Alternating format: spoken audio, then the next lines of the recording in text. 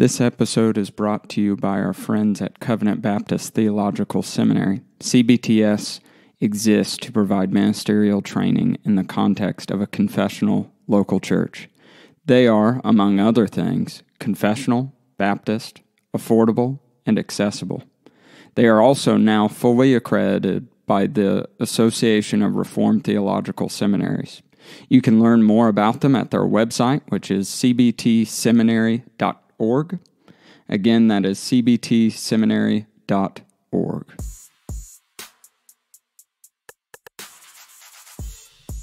The Covenant Podcast exists to discuss doctrine, theology, and the biblical worldview from a covenantal Baptist perspective.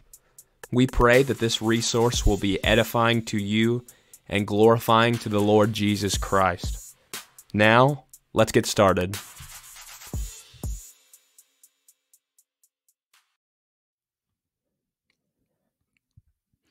In our last Spurgeon episode, we discussed Spurgeon's journey to the Metropolitan Tabernacle. And before I move on, I forgot to introduce myself. So, as usual, Jimmy Johnson here with my co-host, Austin McCormick. And as I already alluded to, we are continuing our series in Spurgeon's life. So this episode, we are going to pick up where we left off. And last episode, when we discussed Spurgeon's life, we mentioned all the buildings that he had preached in and some of the significant events that took place in his early as well as mid-ministry. But now we're going to just continue on to the final part of his life. So with that said, Austin, could you discuss the ministries that Spurgeon began while he was at the Metropolitan Tabernacle? Yeah, during Spurgeon's ministry at the Metropolitan Tabernacle, he created a number of ministries. Actually, over 60 ministries were begun. Spurgeon's church used these ministries as social outreaches to evangelize the London area. And Spurgeon would actually fund some of these ministries himself with the royalties that he would receive from the books that he had authored. And this allowed him also not to be a financial burden to his church and to be a blessing to the London area. One of the major ministries that Spurgeon founded was the Pastor's College. And many of our listeners, if they know Spurgeon, are probably very familiar with the Pastor's College. Like I said, it was a ministry that Spurgeon founded, but this was one that he would actually fund with his book royalties. And he founded this in 1857, and the Pastor's College was precisely what it sounded like, a college for pastors. Every Friday evening, Spurgeon would lecture to his students over many different topics, either in pastoral ministry, Christian devotion, or preaching. And you can still read these lectures today for yourself in Spurgeon's book titled Lectures to My Students. I'm actually working through Volume 2 right now on Logos. It's been an interesting read. But during Spurgeon's life, he had the privilege to see at least 900 students graduate from the college that he had founded. So you can imagine that this was rewarding for Charles Spurgeon. He was not only a pastor to the people in London, but in many ways, because of his teaching capacity at the Pastor's College, he had become a pastor to pastors. So this was one of the major ministries that Spurgeon founded, was the Pastor's College. Another one of his more well-known ministries was the orphanage. This was a ministry that Spurgeon could not afford to fund on his own. You can imagine how expensive it would be to pay for the daily living expenses for children, including food and shelter and water, etc. But in the summer of 1866, 5 years after worship and preaching services had started at the Metropolitan Tabernacle, Spurgeon challenged his congregation at its Monday evening prayer meeting with this exhortation: "Dear friends, we are a huge church and should be doing more for the Lord in this great city. I want us tonight to ask him to help us or to send us some new work. And if we need money to carry it on, let us pray that the means also be sent. A few days after Spurgeon gave this exhortation, he received a letter from Mrs. Anne Hilliard, who was the widow of a Church of England clergyman. She stated that she had £20,000 that she wished to desire to use in establishing an orphanage for the training and educating of orphan boys, and she would ask Spurgeon for his assistance in this ministry. And you can see that £20,000 was necessary for the expenses of these children. So that was another major ministry that Spurgeon was involved in. And as we mentioned, there were over 60 ministries that he began during his pastorate at the Metropolitan Tabernacle. And another one of these ministries that I'm going to ask Brother Jimmy to speak to was his wife's book ministry, the clothing ministry for poor ministers and their families. So, Brother Jimmy, would you speak to that ministry? Yeah, I won't go into too much detail, but one thing that should be noted, as with many of the men that we discuss on our podcast, is these men weren't alone, and many of them were married. And Spurgeon, his wife, was married to his wife, Susie. And Susie was very helpful in Spurgeon's own personal ministry. She was an encouragement to him. She loved him, and he loved her very deeply. His wife actually, after bearing their children, was pretty much restricted to the home most of the rest of her life.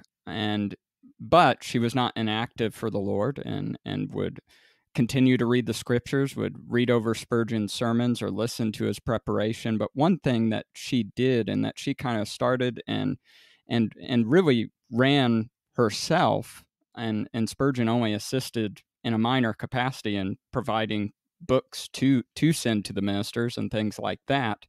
But his wife started a book and clothes ministry for poor ministers and their families. She had a burden for those ministers that were all over the continent of London, or all over the country of England, rather. And so she just took to sending them books at first, and began to receive donations of clothes as well as funds. So she would send clothes to ministers in need as well as to their children. That way, those men who were ministering could continue in their churches and continue to serve the Lord faithfully. So we see that Spurgeon was a godly man, and in respect to, or in light of, the woman that he married, and the fact that she too was a very godly person and sought to see the kingdom of Christ expanded through the serving of ministers in this capacity. But with that said, let's continue discussing Spurgeon in particular. Spurgeon had a place in which he regularly took vacations. Austin, you want to pick up and talk about Spurgeon's vacation place? Yeah, so we've seen some of the ministries that Spurgeon created, and as we move forward to Spurgeon's vacationing place, in 1871, Charles Spurgeon began his annual visits to his beloved vacationing residence, or visiting place, which would be, I don't know if I'm pronouncing this right, I'm not well in my French pronunciation, but Menton of southeastern France, spelled Menton. Menton is along the seashore of the Mediterranean Sea, where Spurgeon would have had opportunities to walk along the beach, probably some scenery that he would not have encountered if he would have always remained in London. So this would be a place where he could get away and enjoy the fresh scents of the seashore breezes. It is also suggested that Spurgeon was advised to visit this warmer place due to the physical ailments that he was enduring in his life in London. During Spurgeon's life, as our listeners probably know, Spurgeon battled gout and Bright's disease. Those were some of the physical ailments that he went through, but we've also discussed some of the depression that Spurgeon went through in his life, and some change of scenery could have potentially helped with some of these physical ailments in particular. The warmer beachfront of Mentone could have been a warmer climate compared to the rough winters that he would experience in London. But nevertheless, Spurgeon, when he was 45, began these annual vacations to Mentone, and we'll discuss later in the episode why vacationing could be important for a minister.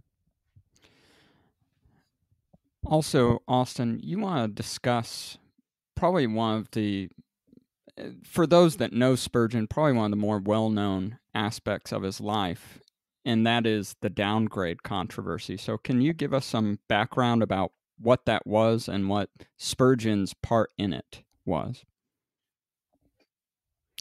Yeah, I will, and we'll open this one up to some conversation. I'll introduce the topic, and then I'll have you speak to it more also. The downgrade controversy, as you mentioned, one of the most well-known events during Spurgeon's life.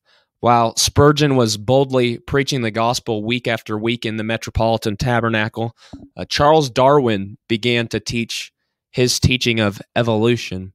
On November 24th of 1859, Charles Darwin's book, The Origin of Species, was officially published, and through the years following that, the teaching of evolution would quickly spread. So both Darwin's evolutionary theory and German higher criticism were marking an impact on the churches. Many churches began to think of the Bible as a book of myths and fables instead of God-breathed scriptures. And because of this low view of the Bible, the divinity of Christ was under attack. Salvation by grace alone through faith was under attack.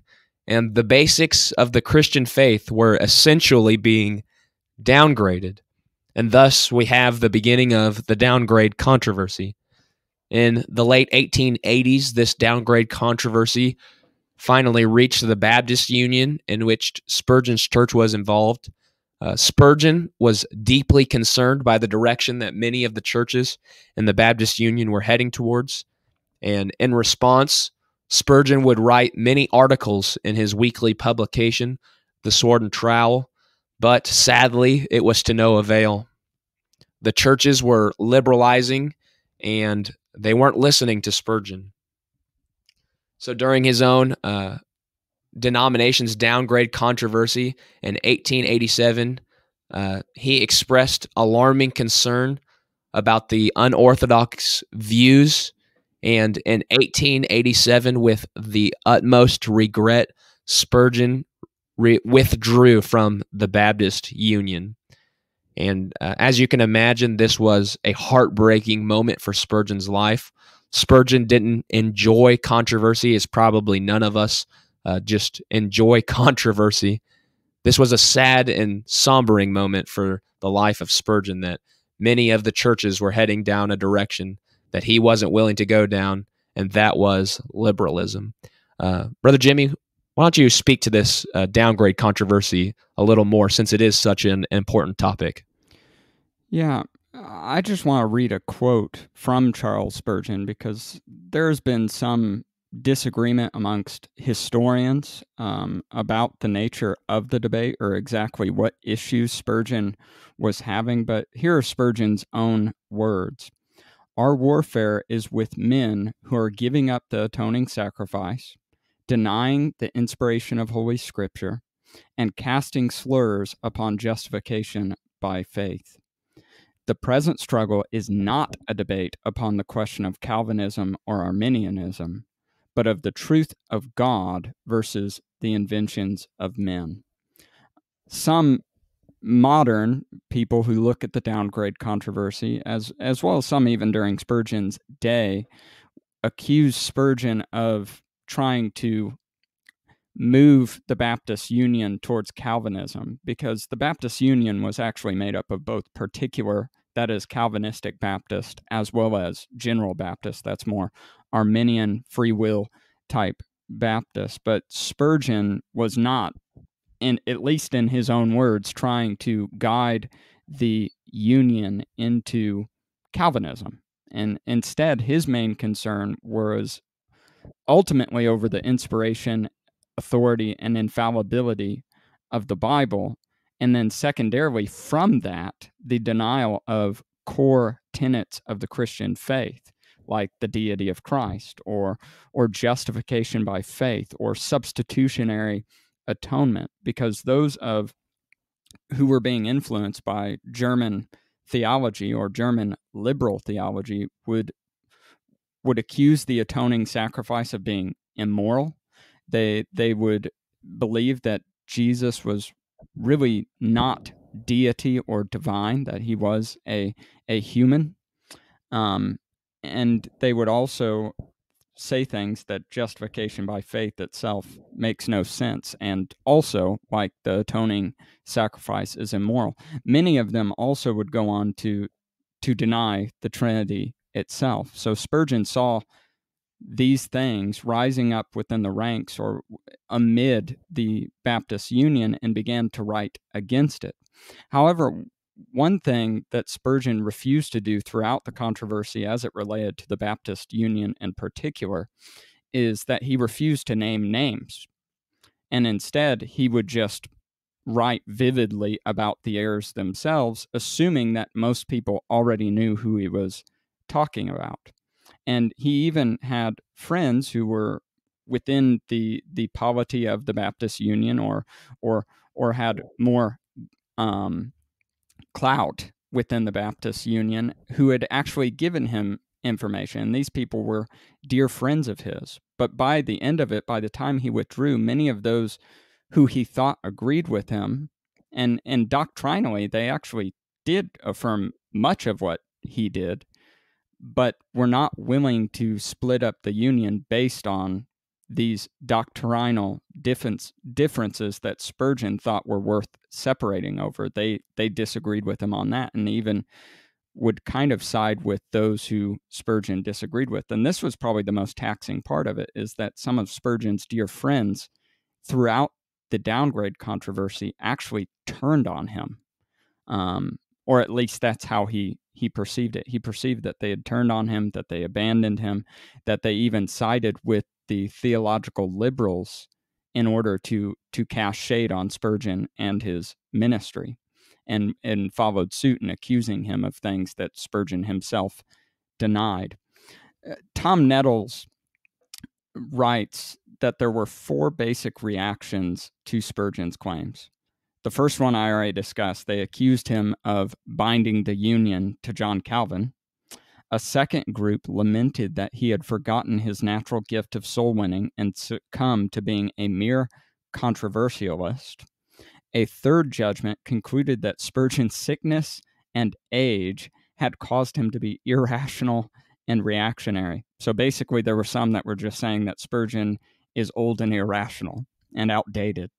A fourth reaction, which served to confirm Spurgeon's claims concerning the entire situation, stated that Spurgeon's theology was out of date and harmful to the progress of modern mentality.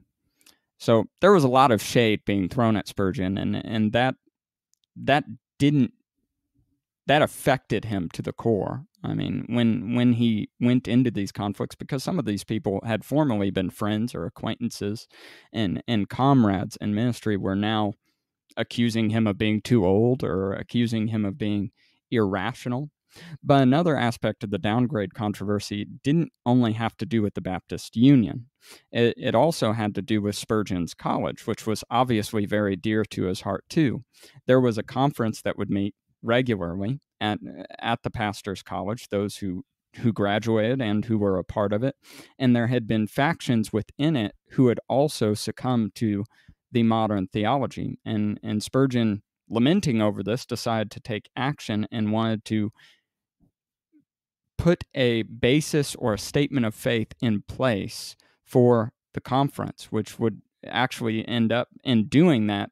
Many, though not most, would actually refused to go to the conference from thereafter. The conference reconstituted with those who agreed with Spurgeon, and those who didn't agree with Spurgeon, either his procedure or his doctrine, actually stopped coming. So that also was a byproduct of the downgrade controversy. But what we see in Spurgeon throughout this entire controversy is he really didn't desire to defame anyone. That's why he didn't mention names. He didn't desire to be a controversialist, even though people accused him of it. But what we see is he really believed and had a firm conviction that there are core doctrines to the Christian faith that are non-negotiable. And what he had hoped for the Baptist Union, what he actually ended up bringing to fruition for the Pastors College Conference, was that there would be a statement of faith that was adhered to and supported among these entities so that the core doctrines of the Christian faith would be affirmed. The Baptist Union had only one proposition for doctrine in order for someone to remain within it, and that is that it is an association of those who believed in baptism by immersion, which could be either a theological liberal or one who held to the evangelical Calvinism that Spurgeon himself held to, or an Arminian, which Spurgeon had much fellowship with Arminians, even though he disagreed with them. So though the downgrade controversy was not a very long period of Spurgeon's life, it's dated around 1887 through 1889, it was a very difficult time for Charles Spurgeon, and in the end, I would say it contributed greatly to his depression, as well as some of the physical ailments that he would have later on in ministry. Do you have anything else that you'd like to add to that, Austin? I do not have any further thoughts on the downgrade controversy. I'm grateful for how you covered it. Another thing to mention that we actually didn't mention, I don't think in any of the podcast on Spurgeon, is that Spurgeon was also an abolitionist, and that did cause some flack with how Baptists in the South viewed him. But since we don't have that in our notes, I don't want to go further into that, but you can read about that in Tom Nettles' biography. But with that said, Austin, you want to go ahead and talk about Spurgeon's last sermon, his death, and his funeral? Yeah, I will summarize what his last sermon consisted of in Jason Bradley's words. Jason Bradley writes in an article concerning Spurgeon's last sermon, on June 7th of 1891, Charles Spurgeon stood before the congregation gathered at London's Metropolitan Tabernacle and began his Sunday message with these words: "Those who associate themselves with a leader must share his fortunes." Spurgeon's brilliant message equated the spoils shared by David's men with the spoils we share through our affiliation with Christ. But to those associated with the Metropolitan Tabernacle, this message would go on to hold special significance. Unbeknownst to anyone at the time, this would be Spurgeon's last sermon.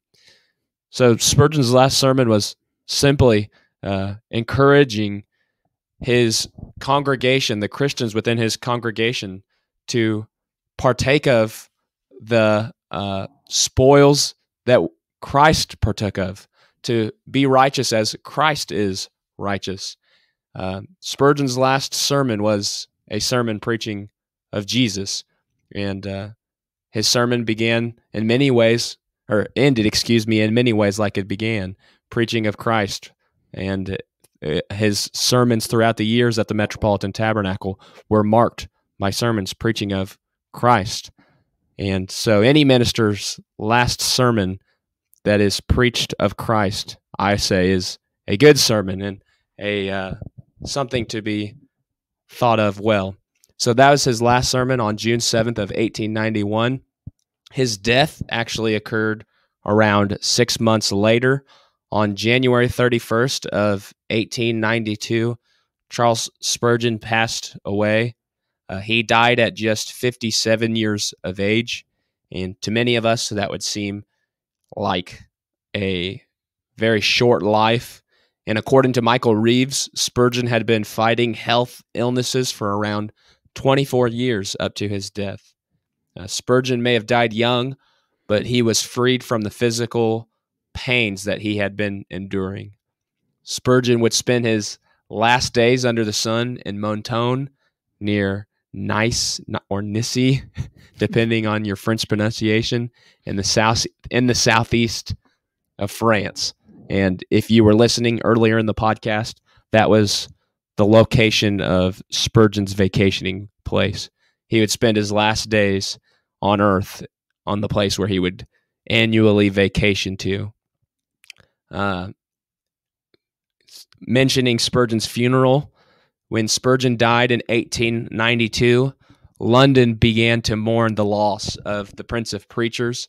Nearly 60,000 people came to pay their respects to Spurgeon while he lay in his casket for 3 days at the Metropolitan Tabernacle.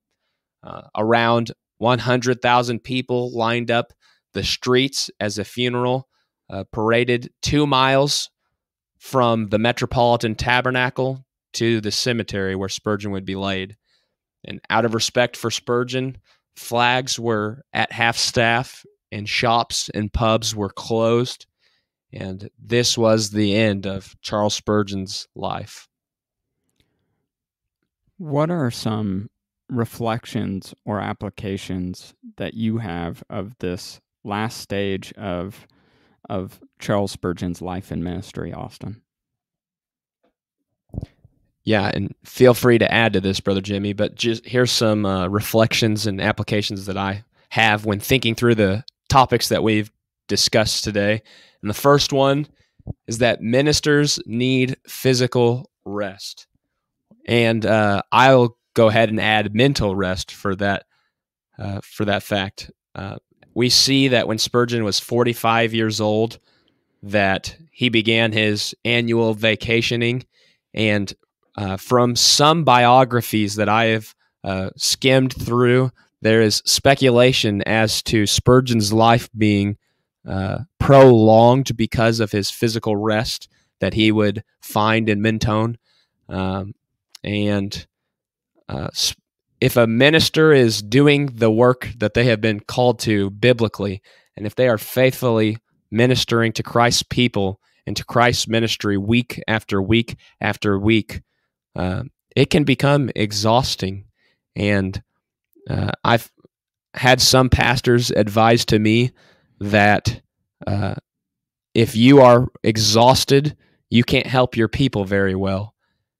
When Brad Webb was on our podcast, he said something that has stuck in my mind. Sometimes the best thing that a minister needs is a nap. And more than that, maybe sometimes the best thing that a minister needs is a vacation away from ministry. So I would say that ministers need to have physical and mental rest, and Spurgeon's vacationing is a good example of that. Another reflection and application that I think we can draw from the life of Charles Spurgeon is stand firm to biblical truth during theological controversies. And we discussed the downgrade controversy that Spurgeon went through, all the accusations, the personal accusations that were charged at him. But Spurgeon was standing firm on the important theological issues, as you mentioned: justification by faith, substitutionary atonement, grace alone through faith alone, the divinity of Christ. These are essential truths that we must stand up for, even during controversy. I had another preacher once tell me that in ministry, you need to choose your hill to die on. And I really like those words.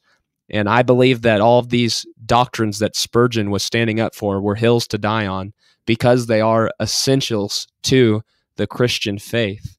I can think of many examples of people that have bowed to the controversy and allowed other influences to determine what they will say or think. And I'm grateful for Spurgeon's example that he would take personal heat to stand up for biblical truth. So to our listeners and to you and me, Jimmy, may we be men and women of God that stand up for biblical truth during theological controversies. And the last thing I want to mention is that we should finish well. I know that many people look at the life of Charles Spurgeon and they see this downgrade controversy at the end of his life, and some people use it as a way to diminish the end of his ministry. But for the theologically conservative, I think this is more evidence that Spurgeon finished his life well.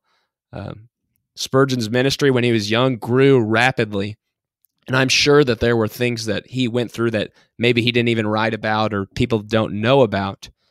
But by the success of his early ministry, it seems as if there was not as many hardships at the beginning of his ministry than there were at the end, and including the physical ailments, the mental depression that he went through. We mentioned some of the depression that was brought about because of the stampede at the Surrey Gardens Music Hall.